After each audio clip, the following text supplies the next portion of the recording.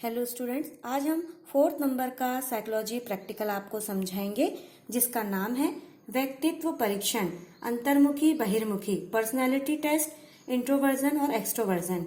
अब इस टेस्ट के निर्माणकर्ता का नाम देखिए, डॉक्टर अशोक शर्मा एवं डॉक्टर श्रीमती मीनू अग्रवाल, श्री अग्रसेन स्नातकोत्तर शिक्षा महाविद्यालय जयपुर।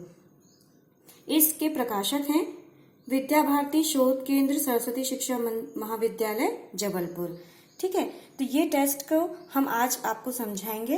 तो इस टेस्ट को करने के लिए सबसे पहले तो आपको हम कुछ मेन बातें बताते हैं। इस टेस्ट को करते समय सबसे पहले आप टेस्ट जब लिखेंगे तो प्रॉब्लम लिखेंगे। प्रॉब्लम यानी समस्या में ये लिखेंगे आप परीक्षार्थी के व्यक्तित्व का मापन। व्यक्तित्व परीक्षण द्वारा ये ज्ञात करना कि वह अंतर्मुखी है या बहिर्मुखी है। फिर आप लिखेंगे आयु सीमा। आयु सीमा में देखिए 13 से 22 वर्ष है। आप डेट लिखेंगे, लेकिन डेट अभी हमने आपको पहले भी टेस्ट में बताया है कि अभी किसी भी प्रकार की डेट आपको मेंशन अपने टेस्ट में नहीं करनी है। इसकी विश्वसनीयता रिलायबिलिटी आप लिखेंगे 0.67। वैधता यानी वैलिडिटी आप लिखेंगे 0.72। इसका नॉर्म्स यानी कि मानक है व्यक्तित्व परीक्षण का प्रकार आप लिखेंगे इंडिविजुअल टेस्ट यानी कि व्यक्तिगत परीक्षण। ठीक है, तो आइए इस टेस्ट पेपर में हम लोग आगे बढ़ते हैं। यहाँ पे आप देखिए कि ये जो जानकारी है या आप बॉय या गर्ल जो कि 13 से 22 वर्ष का है उससे आप ये जो टेस्ट पेपर है ये फिल करवाएंगे। देखिए यहाँ पे नाम, विद्यालय का नाम, ये सारी जानकारी आपको यहाँ पे दी हुई है। इसे आपको स्टूडेंट से फिल कराना है। आइए अब हम देखते हैं इस टेस्ट को करने के जो इंस्ट्रक्शंस दिए हुए हैं, जो निर्देश दिए हुए हैं वो क्या है। इस परीक्षण में कुछ कथन दिए गए हैं। प्रत्येक कथन के सामने 3 विकल्प हैं। आप प्रत्येक कथन को ध्यानपूर्वक पढ़िए। 3 विकल्पों में से जो विकल्प आपको अपने संबंध में सबसे अधिक उपयुक्त लगता है उसके सामने वाले बॉक्स में सही का निशान लगा दीजिए। इस परीक्षण को पूरा करने के लिए कोई समय सीमा नहीं है, परंतु इसे आप शीघ्र से शीघ्र समाप्त करने का प्रयास कीजिए। किसी भी कथन को बिना उत्तर दिए ना छोड़िए। ठीक है, तो इसमें टाइम लिमिट नहीं दी है, लेकिन फिर भी आपको 15 से 20 मिनट में ये टेस्ट को कंप्लीट करा लेना है। ठीक है, तो ये हम जो भी स्टूडेंट को हम ये टेस्ट पेपर देंगे उसको ये इंस्ट्रक्शंस आपको टेस्ट को फिल करने से पहले देना होगा। अब बात आती है कि ये जो व्यक्तित्व है इंट्रोवर्ट एक्सट्रोवर्ट ये है क्या।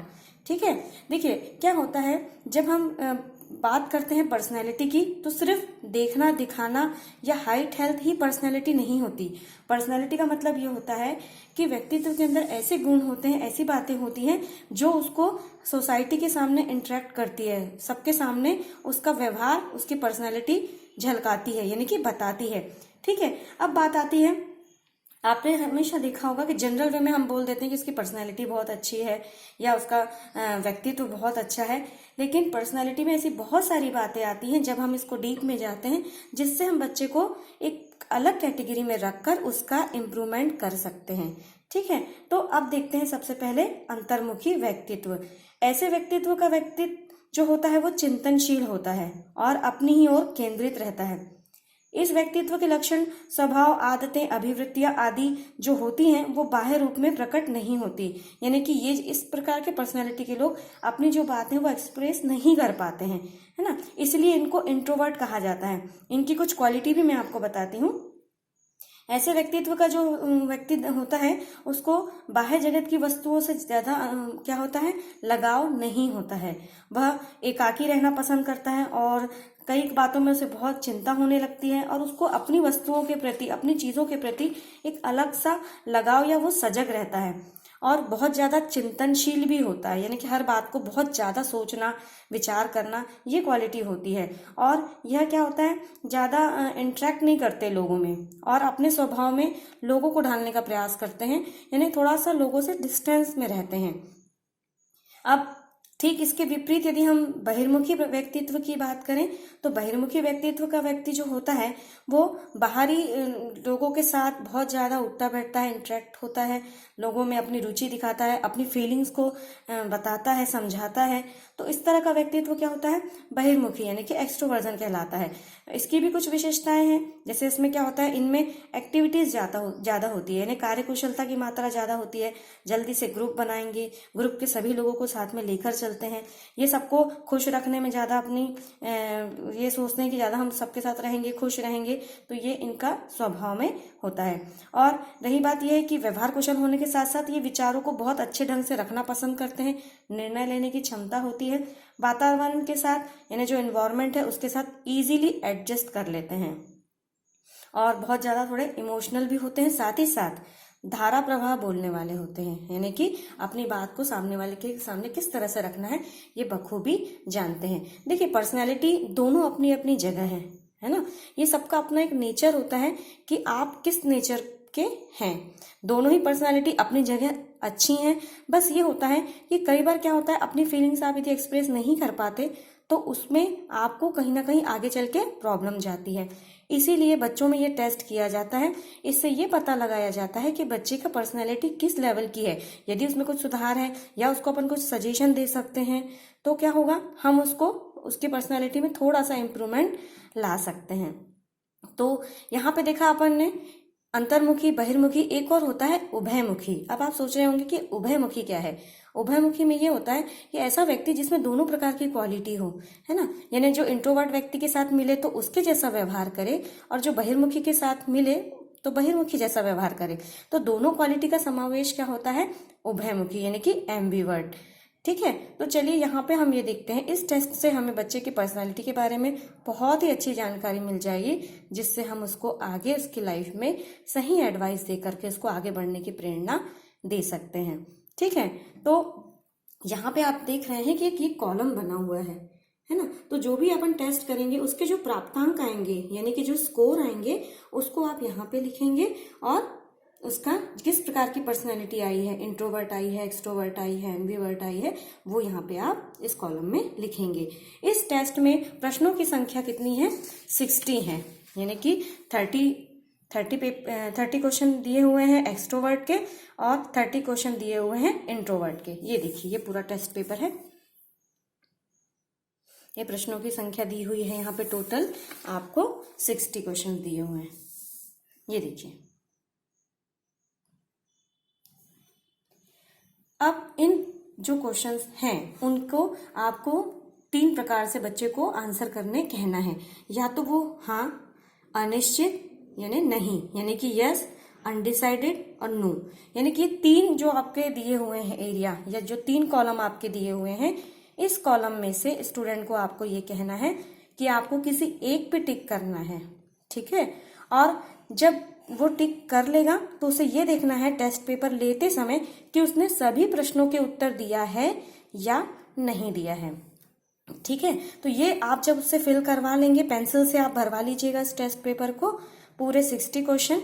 इसको कराने के बाद आपके पास जब वो टेस्ट पेपर आ जाएगा तो आप मैनुअल से चेक करेंगे इसका आंसर और इसका अपन रिजल्ट देखेंगे। ठीक है, अब देखिए, यहाँ पे मैंने आपको पहले ही बताया था कि इंट्रोवर्जन में और एक्सट्रोवर्जन में कौन कौन से क्वेश्चन हैं, उनके ये नंबर दिए हुए हैं। देखिए, ये नंबर दिए हुए हैं, यानी कि इंट्रोवर्जन का क्वेश्चन कौन सा होगा, 1 नंबर का, 2 नंबर का, 4, 6, 8, ऐसा है ना।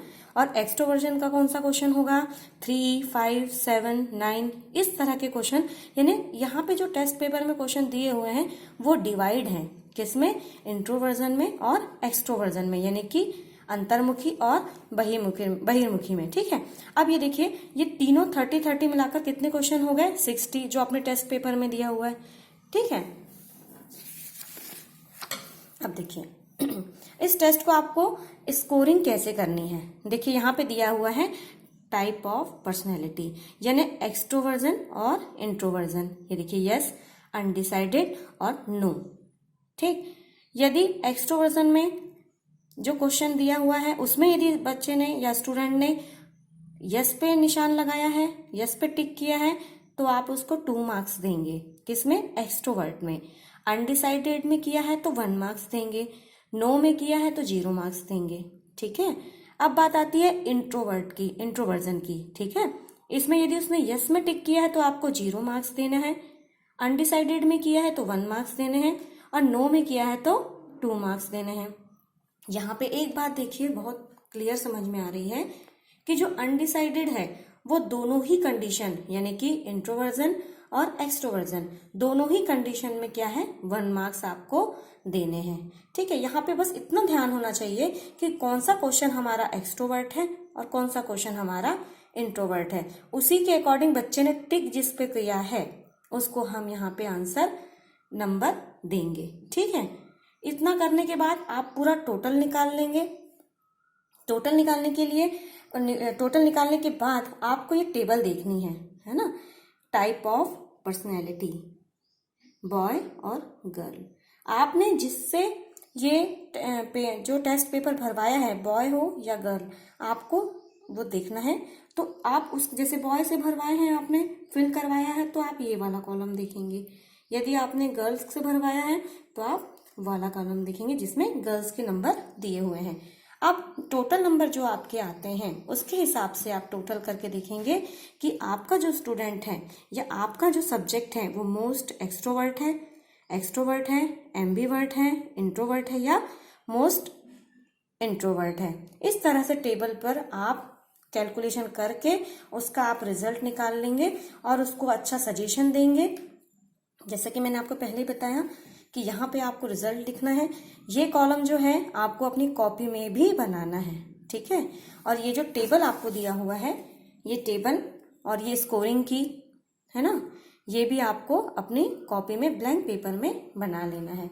इस तरह से आप जब बच्चे की पर्सनालिटी को चेक कर लेंगे तो आपको जो भी सजेशन देना है ना, वो आप उसको देंगे ताकि वो बच्चा उसको मानकर अपने आगे भविष्य में आगे बढ़ सके, है ना। तो यहाँ पे हमने आज देखा पर्सनैलिटी टेस्ट। आप इसको ध्यान से देखेंगे, समझेंगे तो आपको बहुत इजी लगेगा ये टेस्ट, है ना। और आपको लग रहा होगा कि ये जो 30 क्वेश्चन दिए हैं एक्सट्रोवर्ट या इंट्रोवर्ट को हम कैसे अलग अलग करेंगे। तो आप एक काम ये भी कर सकते हैं कि जो टेस्ट पेपर आपको दिया है उसमें छोटा पेंसिल से आप लिख सकते हैं कि इंट्रोवर्ट कौन सा है, एक्सट्रोवर्ट कौन सा है ना। छोटा छोटा ई या आई आप ऐसे लिख करके क्लासीफाई कर लीजिए और जैसे ही स्टूडेंट का हो जाता है उसके बाद आपको क्लासीफाई करना है ना। आपको कोई भी चीज उसको टेस्ट पेपर देने से पहले नहीं लिखनी है। ठीक, जब आपके पास वो टेस्ट पेपर पूरा कंप्लीट होके आ जाएगा तभी आपको उसको चेक करना है।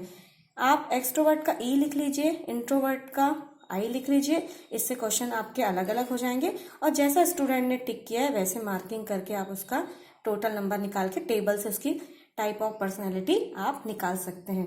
ठीक है, ये आज हमने आपको बताया साइकोलॉजी का 4th टेस्ट यानी कि पर्सनैलिटी टेस्ट। नेक्स्ट टाइम में हम इसका लास्ट अपना साइकोलॉजी का प्रैक्टिकल बताएंगे नेक्स्ट वीडियो में। तो आप वीडियो को ध्यान से देखिए, समझिए और लिखिए और जो भी आपको पूछना है वो आप हमसे पूछ सकते हैं। ठीक है, थैंक यू।